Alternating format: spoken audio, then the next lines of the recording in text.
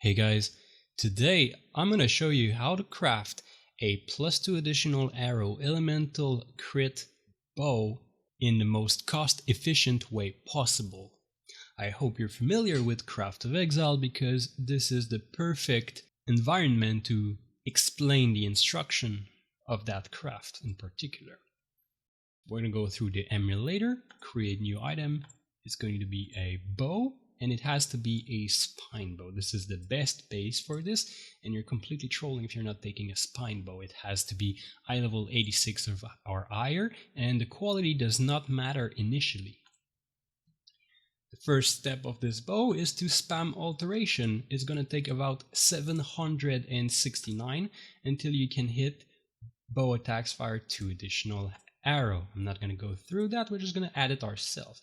Now that it's looking like this, you're going to regal it into a rare item, or you're going to augment and then regal it into a rare item so it has 3 modifier. I'm just going to exalt it here because it's quicker, and then you're going to craft the 4th affix on your item. To fracture orb an item, it needs to have 4 affixes, and by doing alteration augment regal, it's going to end up on 3 affixes. So we're just going to craft some random modifier here. I'm going to craft fire resistance, and then we're going to use a fracturing orb. What we're looking for is fractured bow attacks fire additional arrow. Here we hit it on the first try. It's going to take 4 tries on average. I believe at the current rate fracturing orbs are 5 divine each, and crafting this bow up to this stage is about half a divine maybe. So we're looking at about 22 divine on average to get to this state. Once we are there, we're going to perfect fossil this bow to at least 28% quality. It's really important that we get it 28% or higher. Alternatively, you could do it with the Syndicate, although you can do it on any stage if you're doing it with Syndicate. I just recommend doing it perfect fossil right now because it's cheaper, I believe. There we go, we got 30% quality into perfect fossil. By the way, this takes on average, I think, 16 fossil because it goes from 15 to 30 quality with perfect fossil, if I'm correct. Maybe you can correct me if I'm wrong in the comment section. Next up, this is where the fun begins. We have our base. Well, you can 6-link it right now if you'd like, but we're going to go ahead and do essences. Essences of Anger, I believe, are the cheapest one for this right now, and they also have the one with the highest elemental damage potential, so we're gonna go with these. The reason we're using Anger, if Anger, Hatred, and Wrath had the same cost, we would still choose Anger because they have the one which the Essence modifier has the lowest roll for elemental damage. You can see that this one goes from 203 to 351 at perfect roll, while if we do lightning damage, which is the one with the highest essence roll, it goes from 34 to 575. The average is much higher for lightning damage, but it also means that we cannot get it to spawn naturally on the bow. So if we ever do Anger and we hit tier 1 lightning, for example, where is it? You can see that it can go much higher than 575. It could go up to 638. So by using Essence of Fire damage, we leave us the opportunity to hit higher roll of lightning and or cold damage. So that's why we use Essences of Anger. Of course, if the price difference between the Essences of Anger, Hatred, and Wrath is very disproportionate, then you just use the cheapest one. It just so happens that with the current economy, Anger is the cheapest. Might as well do it with Angers. And now what we're looking for here is either a good roll of cold and or lightning damage as prefixes. And I'm going to skip this process and we're just going to do it manually. If you hit something that looks like this, Essence of Fire, tier 2 lightning damage, and some random modifiers, what you're going to do is you're going to go to your menagerie and you're going to do suffix to prefix beast, in hope that you hit the remaining element for prefix that you're missing. On average, you're going to use about 20 beast when it's in this state to get tier 1, 2, or 3 cold damage. You can see here I've hit tier 3 cold damage. This would be a okay bow. It's not great, but it's okay.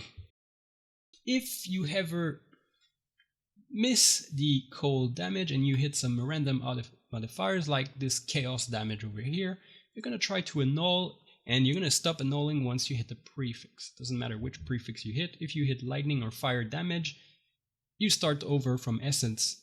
And if you hit chaos damage, then you get another chance at the suffix to prefix beast. And if you don't hit it again, you keep going with annuls until the bow is brick, and you have to start over with essences. Now, there is also something else that could happen. You could hit tier 1 cold or tier 1 lightning. If you hit tier 1 cold or tier 1 lightning, and maybe you have some random suffixes as well, like maybe you have lightning res on it, you could roll into something that looks like this. Essence fire, tier 1 lightning, and then some random garbage. What you would do here is you would craft prefixes cannot be changed. This happens to be a suffix. And now you're going to use harvest, and you're going to do reforge of the element which is missing. In this case it is cold. Reforge cold. Now this has slightly better odds to hit flat cold damage than if you did it with the suffix to prefix beast, but it does cost a bit more.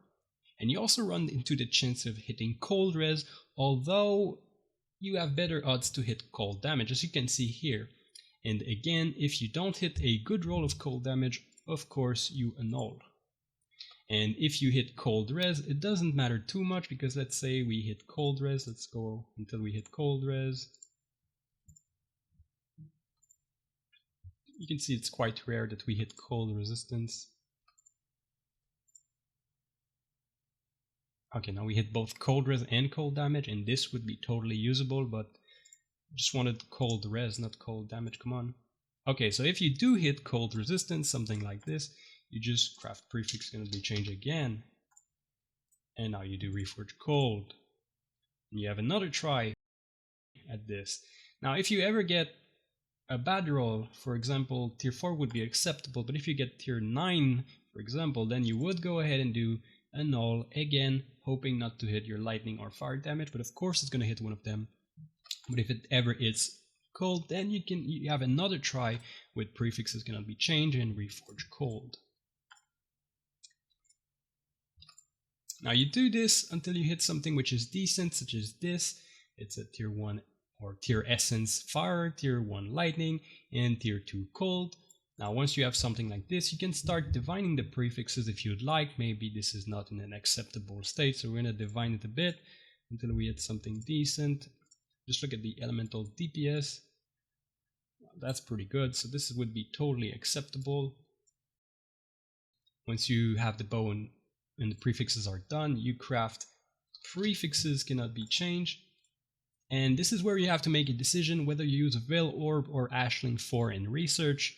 If your prefixes are very good, such as this one here with tier 1, and tier 2, you don't want to use a Veil Orb. You of course want to go for Ashling, and the reason is the Ashling does not have a chance to fill your suffixes, while the Veil Orb has a small chance to fill your suffixes. I'm going to show you what it happens if you ever use Veil Orb and you fill your suffixes.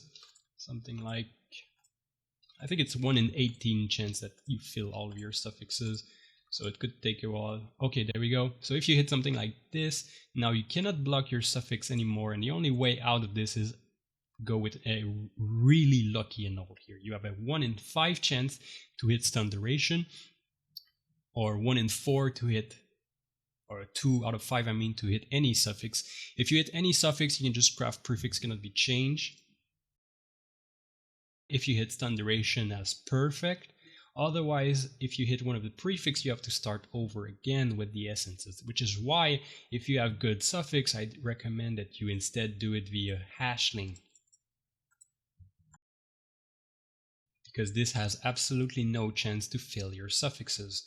Once you have a veil modifier on your item, you're going to craft any of the damage per charge. So something like increased damage per endurance, frenzy, or power. Crafting any one of the 3 will block all 3 from the unveiling options. Now what you're looking to unveil is either attack speed or crit.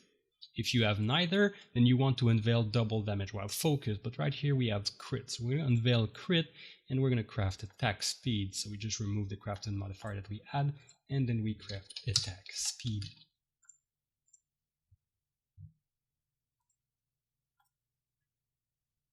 And there we have it. We have a 1285 elemental DPS plus 2 additional arrow, 8.45 base critical strike chance. The only remaining thing we have to do is 6 Agate, 6 Link it, and of course enchant it with Harvest.